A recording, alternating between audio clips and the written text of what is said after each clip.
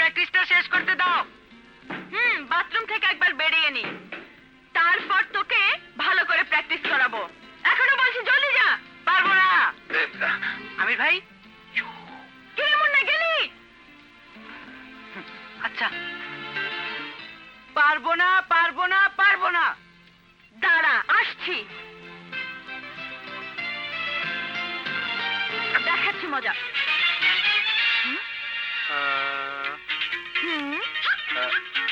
কি ব্যাপার?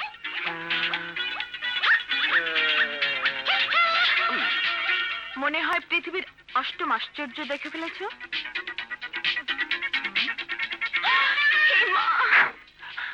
অষ্টম আশ্চর্য কিনা জানি না, তবে আশ্চর্য তো বটে। এ আমি কি করলাম? ছি ছি ছি ছি।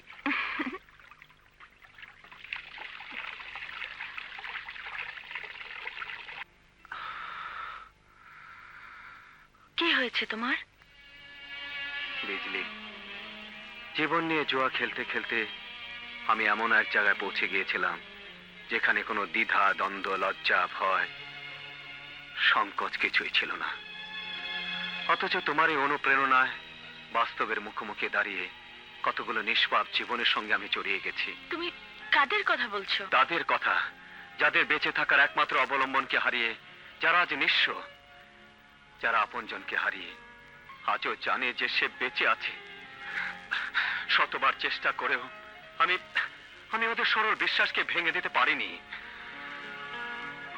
আর পারিনি বলেই ওদের অন্ধবনের চিকিৎসার ভার আমি নিজের কাঁধে তুলে নিয়েছি। অন্ধবন? হ্যাঁ বিজলি, তুমি শুধু এতদিন জেনে এসেছো তোমার আমির অসৎ পথ থেকে সরে গিয়ে একটা মহৎ কাজের দায়িত্ব নিয়েছে, কিন্তু সেই কাজের পরিধি কতখানি তা তুমি জানো না। সেই পরিধির মাঝখানে দাঁড়িয়ে আজ আমি বড় অসহায়। তুমি এমন ভাবে বলছো কেন? বলছি এই জন্য যে ওই অসহায় অন্ধ বোনটির চিকিৎসা করাবার মতো টাকা আমার কাছে নেই। হায় রে আমির, টাকা যার পায়ের নিচে গড়াগড়ি করেছে সে আজ ফকির। বিজলি, তোমার কাছে আমি যদি টাকাটা ধার হিসাবে চাই, তুমি দেবে না? বলো, দেবে না? না। বিজলি, তুমি ভাবলে কি করে আমার প্রেমিক হয়ে আমারই টাকায় অন্য একটি মেয়ের চিকিৎসা তুমি করাবে? আমার টাকা কি এতই সস্তা যে চাওয়ার সাথে সাথে দিয়ে দেব? একটি টাকাও আমি তোমাকে দেব না। চলে যাও এখান থেকে, চলে যাও।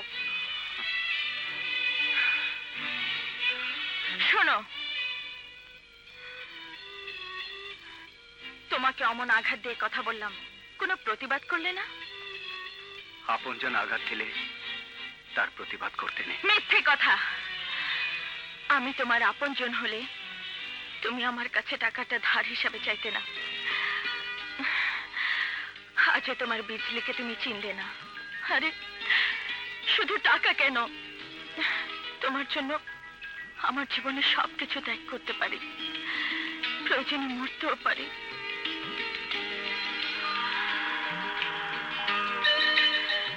তোমার বোন কি আমার বোন নয়? বিজলি,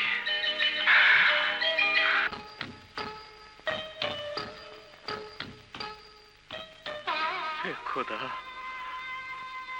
আমার হাত নেই, তোমার দরবারে দুহাত তুলে দোয়া করার ক্ষমতা আমার নেই। খোদা, চম্পার চোখ তুমি ভালো করে দাও। আমার দৃষ্টির বিনিময় হলো চম্পা দৃষ্টি শক্তি তুমি ফিরিয়ে দাও, ফিরিয়ে দাও। আমিন।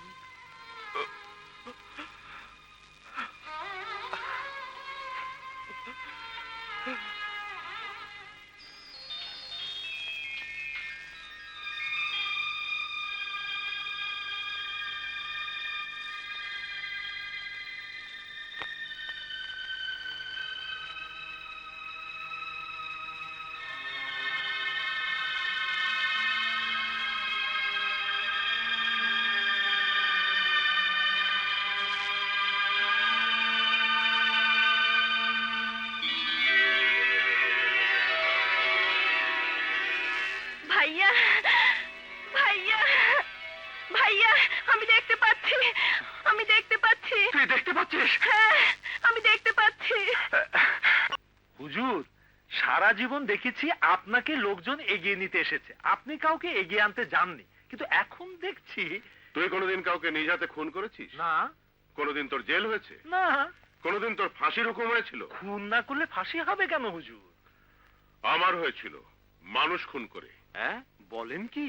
হ্যাঁ, আমি যাকে এগিয়ে আনতে যাচ্ছি হ্যাঁ, সেই মানুষটা সেদিন আমাকে ফাঁসির দড়ি থেকে প্রাণে বাঁচিয়েছিল। আচ্ছা।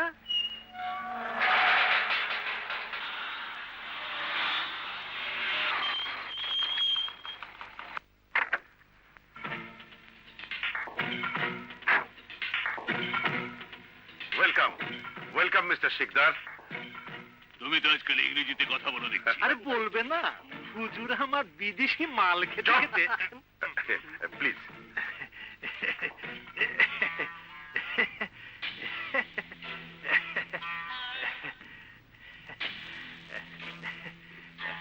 প্লিজ বসুন। বছরের পর বছর দাওয়াত দিয়ে আপনাকে আমি আমার এখানে আনতে পারিনি, অথচ আজ তোমার কাছে আজ আমি কিছু নেবার জন্য এসেছি। আমার কাছে হ্যাঁ, নেবার জন্যে? বলুন কি চান আপনি? শুধু একটা জিনিস ছাড়া সব আমি আপনাকে দিয়ে দিতে পারি। সেটা আবার কি? যেটা আপনি আমাকে দিয়েছিলেন। প্রথমে দিয়েছিলেন আমার বাবা, দ্বিতীয়বার দিয়েছেন আপনি। জীবন। আমি একবার যা দিই সেটা কখনো ফিরিয়ে নিই না। এবার বলুন আপনি কি চান? জমি। তোমার এখানে আমি গার্মেন্টস ইন্ডাস্ট্রি করব বলে ঠিক করেছি। আমাদের দেশে বেকার সমস্যা যেভাবে বাড়ছে, বিশেষ করে মেয়েদের, তাতে আমি আর চুপ করে বসে থাকতে পারছি না। কিন্তু শহরে এত জায়গা থাকতে? সেই কথাই তো বলছি। শহরের চেয়ে তোমার এখানে ব্যবসাটা বেশ নিরাপদ। তোমার এখানে মেয়েদের চাকরির সুযোগ করে দিলেই পরের সুযোগটা আমাদের হাতের মুঠো এমনিতেই চলে আসবে। বিদেশে পাচার করতে কোনো অসুবিধা হবে না। ব্যবসা 50-50। আপনি কোনো চিন্তা করবেন না, প্রয়োজনে গ্রামের সব জমি আপনার নামে লিখে দেব। চেরাগ আলী, জি হুজুর। যাও গ্রামে ঘোষণা করে দাও 7 দিনের মধ্যে সুদে আসলে সমস্ত টাকা শোধ না করলে সব জমি আমি দখল করে নেব। জি আছে হুজুর। আমি ফাঁসির দড়ি থেকে ছিটকে পড়া জোয়ারদার। আমি জানি শিকদার সাহেব, টাকা কেউ শোধ দিতে পারবে না।